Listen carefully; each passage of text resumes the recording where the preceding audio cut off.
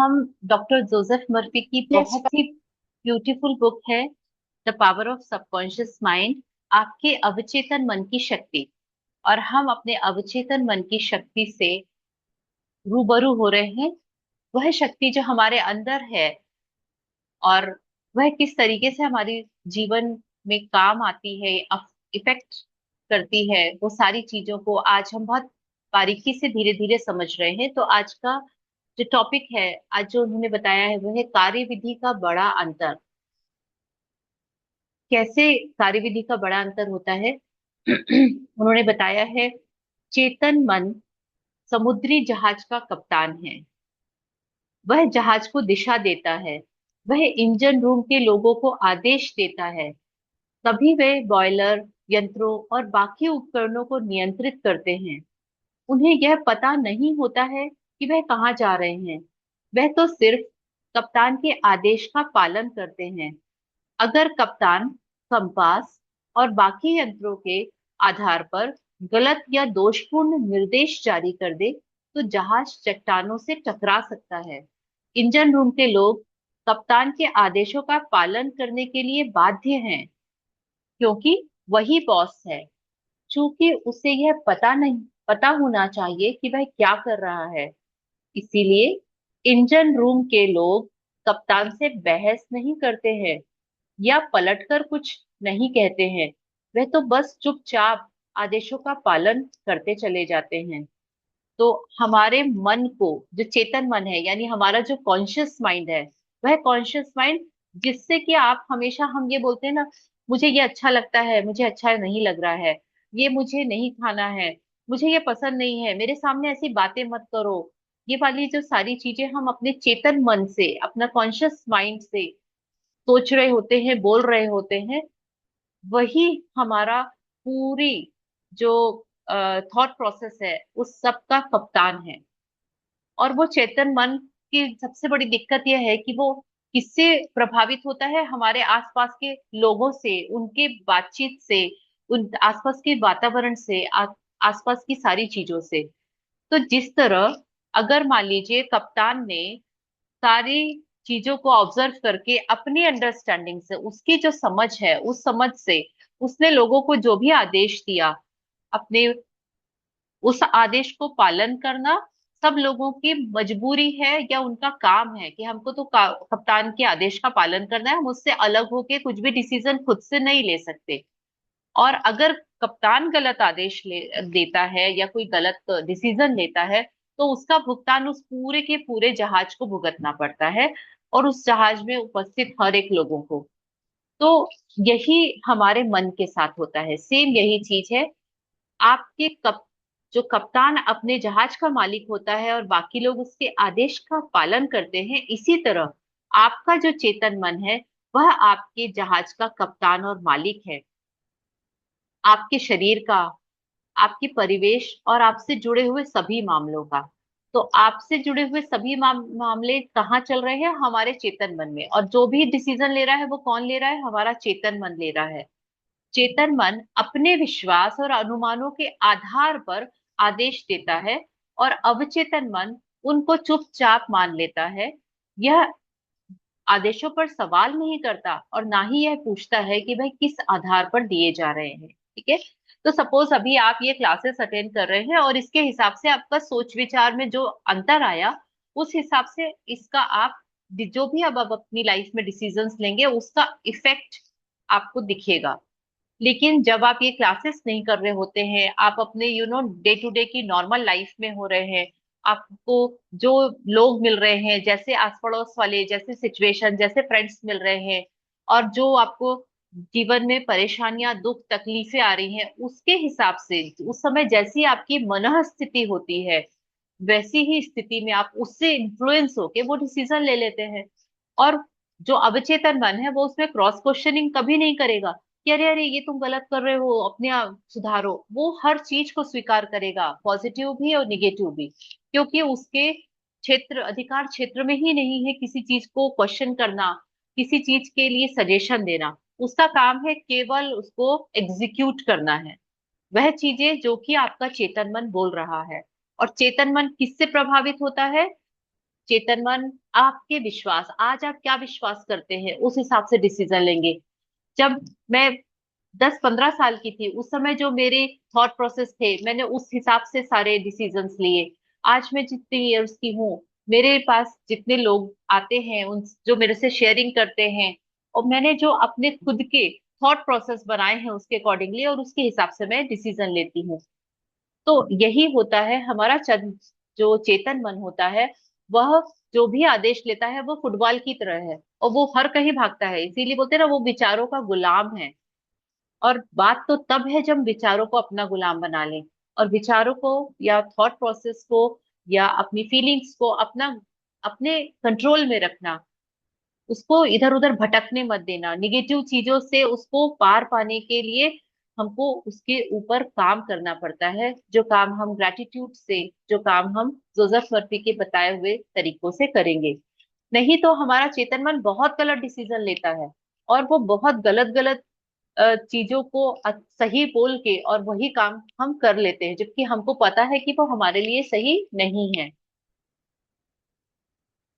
अगर आप खुद से बार बार कहें, मेरे पास इस चीज को खरीदने के लिए पैसे नहीं है, तो आपका अवचेतन मन आपकी बात मान लेता है, और वह यह सुनिश्चित कर देता है कि आपके पास मनचाही चीज खरीदने के लिए पैसे नहीं है।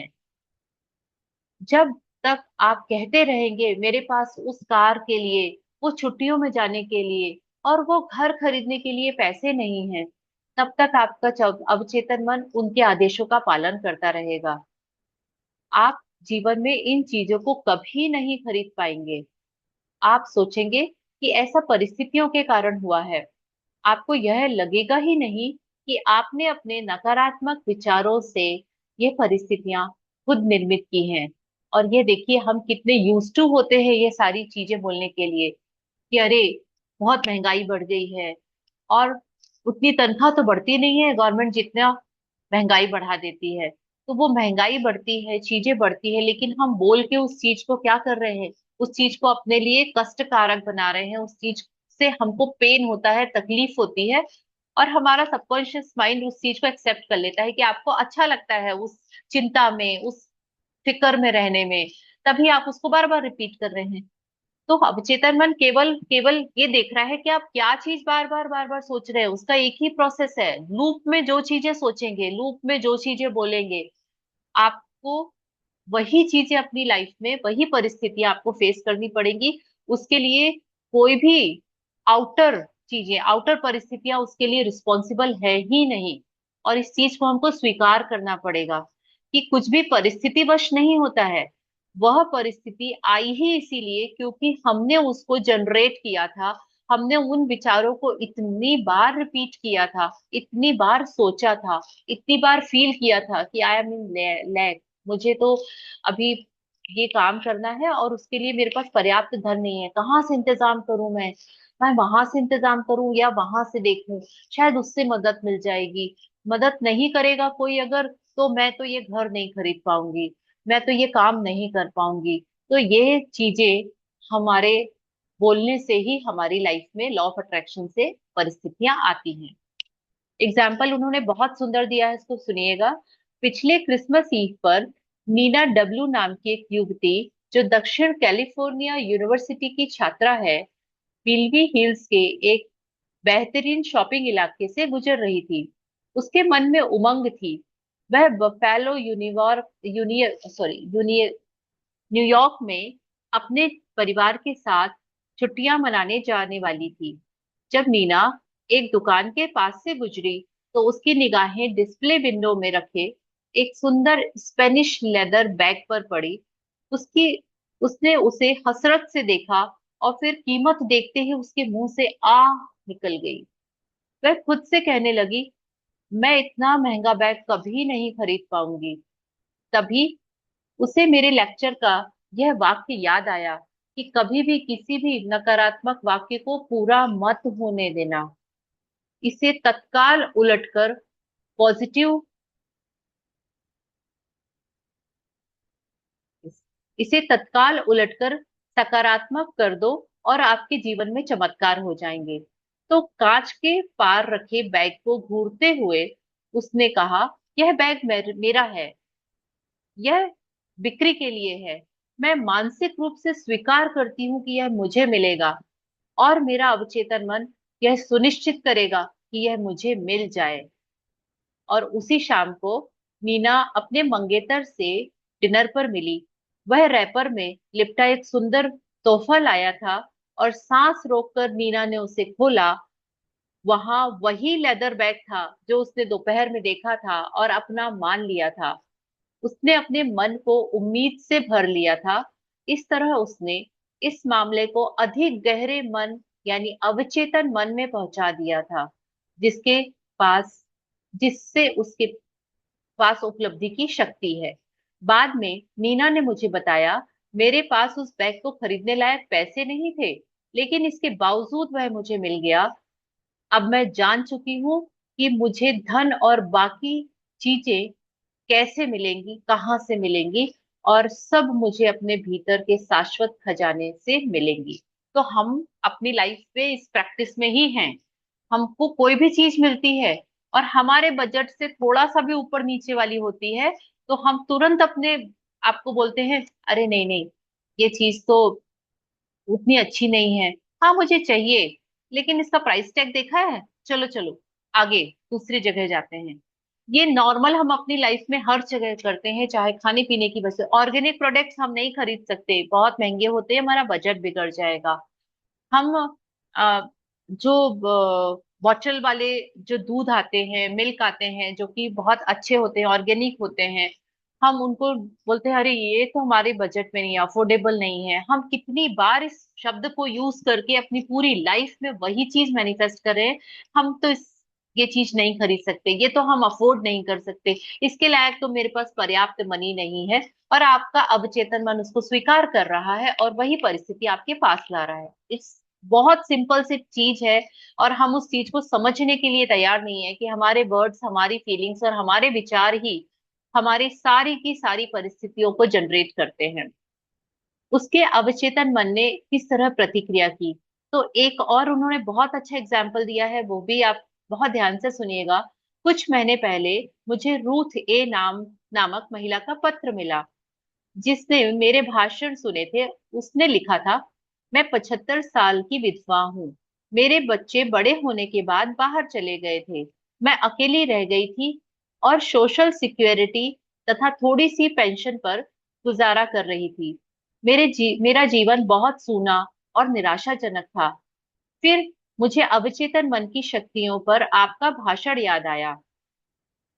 आपने कहा था कि दोहराव, आस्था और उम्मीद के जरिए हम अपने विचार अवचेतन मन तक पहुंचा सकते हैं। दोहराव यानी रिपीटेशन, कोई भी बात को बार बार रिपीट करना। आस्था यानी फेथ करना।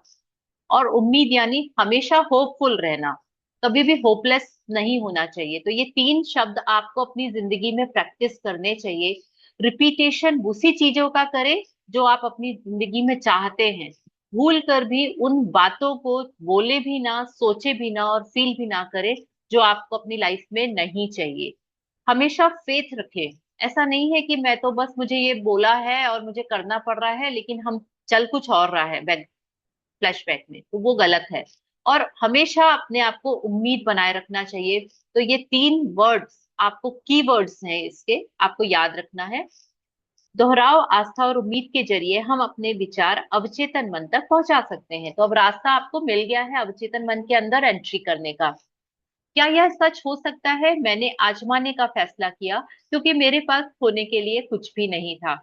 मैं बार बार पूरी भावना से दोहराने लगी, कोई मुझे चाहता है, कोई मुझसे प्यार करता है। मैं शादीशुदा हूँ और मेरा पति दयालु, प्रेमपूर्ण तथा आध्यात्मिक मानसिकता वाला है। मैं सुरक्षित और सुखी हूँ। तो उन्होंने ये बहुत रिपीटेशन एक ही इस सेंटेंसेस के करने शुरू कर दिए। मैं लगभग 2 हफ्तों तक हर बार यह बात कई बार दोहराती रही, और हर दिन इस बात को दोहराने से एक दिन नुक्कड़ वाली दवाई की दुकान पर एक रिटायर फार्मासिस्ट ने मुझसे मेरी मुलाकात हुई, और वे दयालु और समझदार व धार्मिक प्रवृत्ति के थे। वे मेरी प्रार्थना का आदर्श जवाब थे। 1 हफ्ते के भीतर ही उन्होंने मेरे सामने शादी का प्रस्ताव रख दिया, और मैं इस समय यूरोप में हनीमून मना रही हूँ। मैं जानती हूँ कि मेरे अवचेतन मन की बुद्धिमत्ता ही हम दोनों को इतने करीब लाई थी। तो रूथ ने पाया कि उसका खजाना उसी के भीतर है, और उन्होंने इसको जब अपने एंड से उसके लिए प्रैक्टिस करी, और उस प्रार्थना, क्योंकि उनको सच्ची लगी, उसकी प्रार्थना उसके दिल को सच्ची लगी, और उसकी सकारात्मकता उनके अवचेतन मन में उतर गई। तो क्योंकि उन्होंने रिपीटेशन किया था एक कुछ वाक्यों का, और उसी से वो रचना हुई, वो क्रिएशन हुआ, वो परिस्थिति निर्मित हुई, और वही परिस्थिति उसके सामने आगे फुलफिल हुई और उसके जीवन में आई। तो जिस पल उसने दृढ़ता से यह तस्वीर देखी, अपने इमेजिनेशन में उसने एक पिक्चर बनाई, आपका अवचेतन मन उसी आकर्षण के नियम के द्वारा आपके जीवन में लेके आ जाता है। तो बुद्धिमानी और समझदारी से भरा अवचेतन मन उसे और उसके नए पति के साथ ले गया। आप इस बारे में जरूर सोचें। तो आज आपको क्या सोचना है? जो भी चीजें सच्ची हैं, जो भी चीजें ईमानदार हैं, और जो भी चीजें न्यायपूर्ण हैं, जो भी चीजें शुद्ध हैं, जो भी चीजें प्यारी हैं, और जो भी चीजें अच्छी हैं, अगर कोई आस्था है और अगर कोई प्रशंसा है, तो इन चीजों के बारे में सोचें। तो अब हमको सोचना क्या है, हमारे विचार कैसे होने चाहिए, जो आपको अपनी लाइफ में चाहिए, और आप उनको सच मानना पड़ेगा। आपको उन चीजों के प्रति ईमानदार रहना पड़ेगा। आपको ये अपने विचारों में लाना पड़ेगा कि यह चीज होने के लिए ही है, हमारे बस में नहीं है, हमारे पास नहीं आ सकती। ये सारे विचार को आपको अब ऑपोजिट करना है कि यह मेरे बस में है, और मैं जो बोल रही हूँ मेरे साथ वही होने वाला है। और इसको बहुत प्योरिटी से आपको अपनी लाइफ में उतारना है, बहुत प्यार देना है, बहुत लव देना है, क्योंकि आपकी वो जो सोच है जिस भी चीज के लिए है, वह सोच को भी आपको बहुत ही अच्छा रखना है, आस्था रखनी है, उसको बार बार अप्रिशिएट करना है, उसके ऊपर फेथ करना है, और उन्हीं चीजों के बारे में सोचना और बोलना है। कौन सी चीजें? वो जो हमारी ड्रीम लिस्ट में लिखी हुई है, वही चीजें जो आज तो मुझे लग रहा है कि वो काम मुझे करना है, लेकिन वो कैसे होगा, ये जो क्वेश्चन मार्क है ना, तो उस क्वेश्चन मार्क के लिए आपको ये इतने टूल्स यूज करने हैं।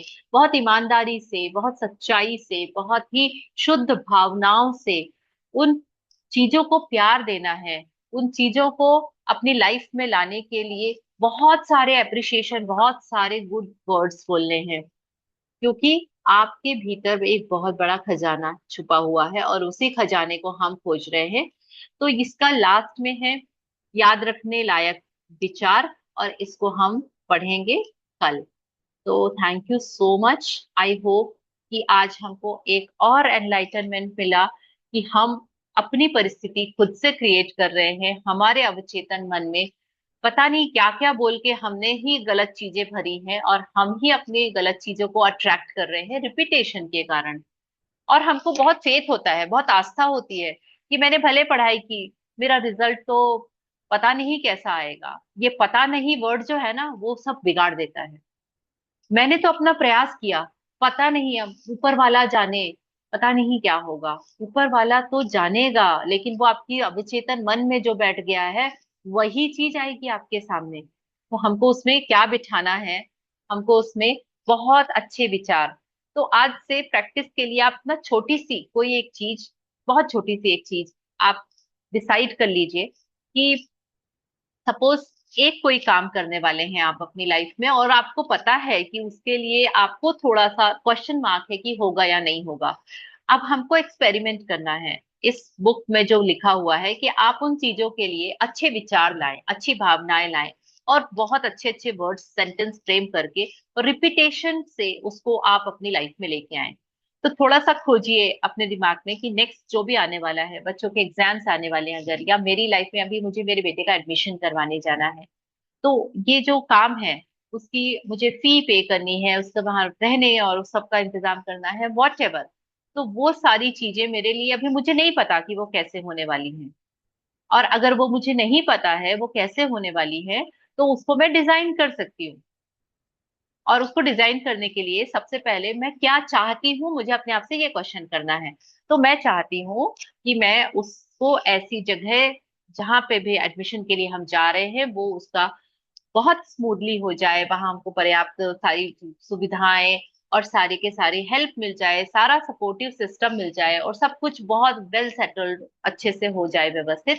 तो उसके लिए मुझे वैसे ही सेंटेंसेस सोचने और बार बार रिपीट करने शुरू कर देने चाहिए कि हम बहुत इंजॉयबल जर्नी में बढ़िया गए, हमने वहां पे बहुत एक्सप्लोर भी किया चीजों को, हमारा काम बहुत जल्दी निपट गया था, इसीलिए हम बहुत इजीली हमारी सारी चीजें होती चली गई। तो आपको ये अपने माइंड को ट्रेन करना पड़ेगा, उसको ये सारी चीजें फीड करनी पड़ेंगी। तो आज आपका यही होमवर्क है इस बुक को लेके कि आप अपनी लाइफ का जो भी हो एक, आप उस चीज को डिसाइड करिए और उसके ऊपर ये प्रैक्टिस करिए। और अगर शॉर्ट टर्म वाला होगा तो बहुत ही अच्छा है कि आपको उसके रिजल्ट मिलेंगे, तो आपका फेथ बढ़ जाएगा। थोड़ा सा लॉन्ग टर्म वाला होगा तो फिर आपको लगेगा कि अरे अभी तो, अभी तक नहीं हुआ, और कितने दिन बोलना है और कितना सोचूं वही वही चीज, एक्चुअल में तो मुझे ऐसा लग रहा है कि ये पता नहीं होगा कि नहीं होगा। तो वो वाली चीज ना आ जाए, इससे बचने के लिए हमको ऐसा करना चाहिए। So thank you so much for listening, thank you thank you thank you. हाँ जी, जी प्लीज बोलिए ना विजयलक्ष्मी मैम। हाँ, आज का पैकेज धमाकेदार था। कल की कमी थैंक यू। आपने पूरी की और एक बढ़िया एक्सपेरिमेंट था। बहुत थैंक अच्छा यू सो लगा। Much. Thank you ma'am, thank you thank you thank you. मैं दिल से चाहती थी कि मैं ये ऐसा कुछ करूं और मैं उसको कर पाई। इन सब के लिए पूरी प्रकृति का, पूरे नेचर का और सबसे ज्यादा आप सब लोगों का बहुत बहुत शुक्रिया शुक्रिया शुक्रिया। Thank you so much. Sanjay yes, जी, thank you, thank you. Thank you so much. जी मैम, हम प्रेयर करेंगे एंड फिर हम Yes. आएंगे। Thank you. अखण्डमण्डलाकारं व्याप्तं येन चराचरं तत्पदं दर्शितं येन तस्मै श्रीगुरुवे नमः। तस्मै श्रीगुरुवे नमः। ॐ शान्ति शान्ति शान्तिः। समस्तलोका सुखिनो भवन्तु। समस्तलोका सुखिनो भवन्तु। समस्तलोका सुखिनो भवन्तु। धन्यवाद, धन्यवाद, धन्यवाद। फिर मिलेंगे। Thank you so much ma'am, फिर मिलेंगे। Thank you thank you thank you. Thank you, thank you, thank you.